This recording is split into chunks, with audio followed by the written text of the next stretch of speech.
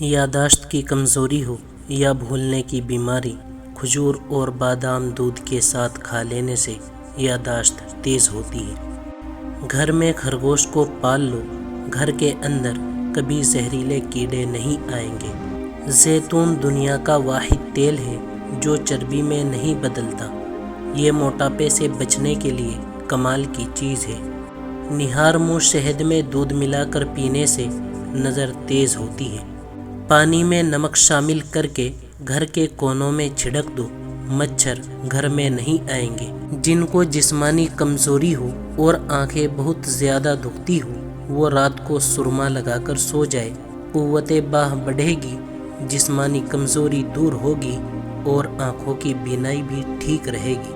ہمیشہ جوانی چاہتے ہو، یہ سادے سے کام کرو۔ روزانہ نہار منہ نیم گرم پانی پی لیا کرو۔ کھانے کے بعد ادرک کا ٹکڑا چبا لیا کرو۔ مردانہ طاقت قائم رکھنا چاہتے ہو تو وقت سے پہلے غیر ضروری بال صاف کرو۔ منہ کی بدبو دور کرنی ہے تو دن میں 3 بار سونف کو چبا کر کھائیں۔ جو تربوز کا رس پیتے ہیں ان کو کبھی بوتل لگوانے کی ضرورت پیش نہیں آتی۔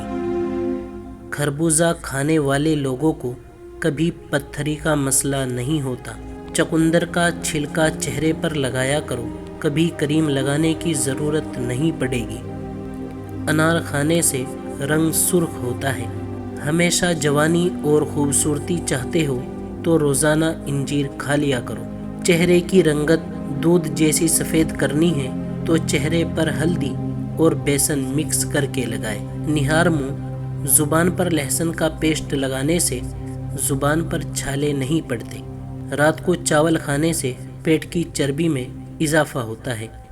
نیم کے سوکھے پتوں کی دھنی دینے سے مچھر اور مکھیاں بھاگ جاتی ہے۔ جن کو کمر درد کا مسئلہ رہتا ہو وہ چارپائی یا بیڈ وغیرہ کے بجائے فرش پر سونے کی عادت بنائیں۔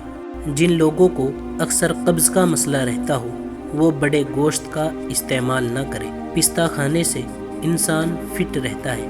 بکری کا دودھ پینے سے نظر تیز ہو جاتی ہے۔ گڑ کا استعمال روزانہ کرو، بڑھاپا جلد نہیں آئے گا۔